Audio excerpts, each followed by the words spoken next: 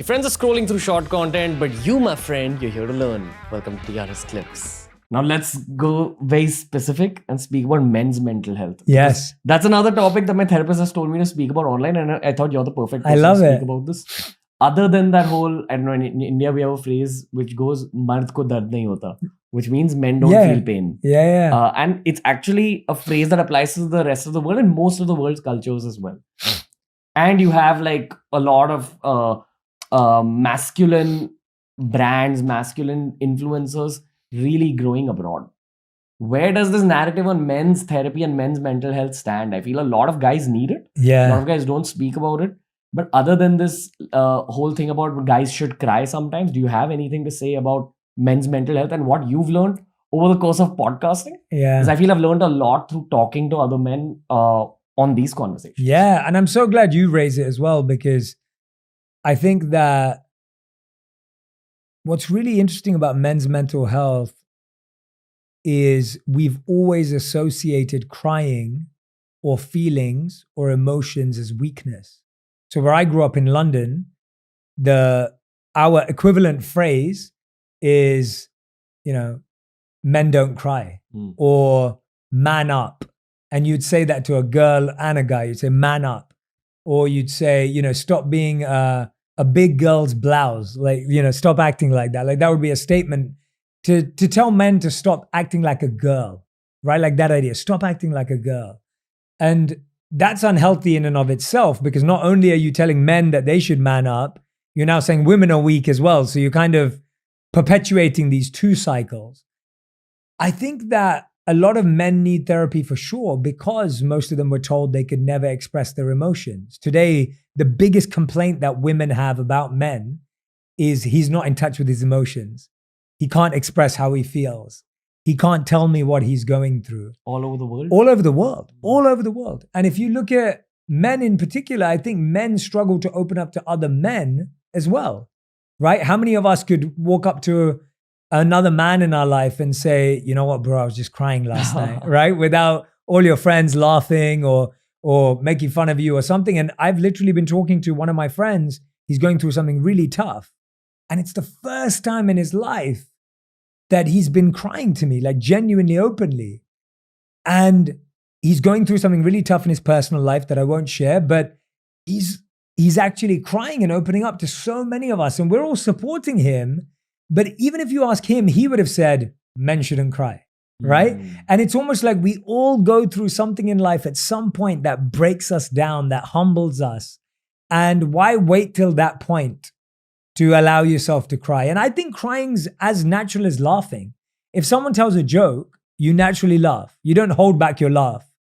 And if someone says something that hurts you, you naturally cry. You don't hold back that tear. And so I don't think we should hold back crying as much as we don't hold back laughing. But the biggest challenge that I've seen when it comes to men's mental health is, I think, this stoic idea that you can just be equipoised, and equanimity means no reaction, no feelings. We also, I think, as men, and I think this side is also important, I think men feel the pressure to be that way because they think that's what women are attracted to as well. I think men feel a pressure that if I appear strong and if I appear powerful and if I appear robust, then women will be more attracted to me. Or then I appear more attractive to everyone else as well and more powerful.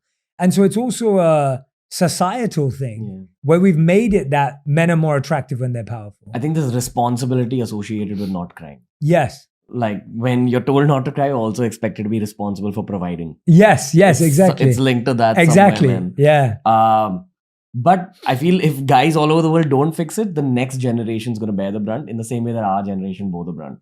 Because we didn't unlearn it from our dads. What do you think the dad's generation had going for them when they were in their late 20s and early 30s? Because I think this is the phase where as a guy, you really figure things out about life. You figure life beyond your career. You start figuring relationships. You start figuring like mental health. And there's a lot of changes that should happen now. Because personally, I feel for a lot of people, that phase post 40, it becomes difficult to change things. And there's neuroscience related to this. Where it's just easier. The neuroplasticity is easier right now. I mean, I look back and I feel bad for our parents' generation because I don't know many of that generation that goes to therapy. I don't know many of that generation that opens up to their friends and family. I think there's such a what will people say mentality. Like, if you think about it, every generation has a rule that rules their way they live. And I feel for our parents, it was what will people say? What will society say? Like, that ruled how they thought. Their first thought in their mind, like if their first thought in their mind is, I don't want to be a doctor, the first thought would be, what will people say? If their first thought was like, I want to marry this person and they're not from my culture, what will people say? Like, that was drummed into their mindset. In ours, it's interesting. I'd love to hear about it from your perspective as well. I'd say that the mantra or the repetition in my mind, the first thing I would be like, but is that true to me? Is that what I want with my life? Like that, I think we became more about us. We became more individualistic, whereas our parents lived on a society level platform. And so I actually feel sad that our parents may not have had, or that generation may not have had the support and the conversations and the community that they needed, which blocks so much growth and leads to so much long-term pain, where even when you're 60, 70, 80 years old, you're still thinking, what will people say? And I think we don't realize how these simple statements become the rule book of our life. And we govern our entire life. Every decision is made based on this one statement that someone said to us when we were a kid. So if you enjoyed this video, make sure you check out this playlist for more videos just like this. It's the Artist Clips.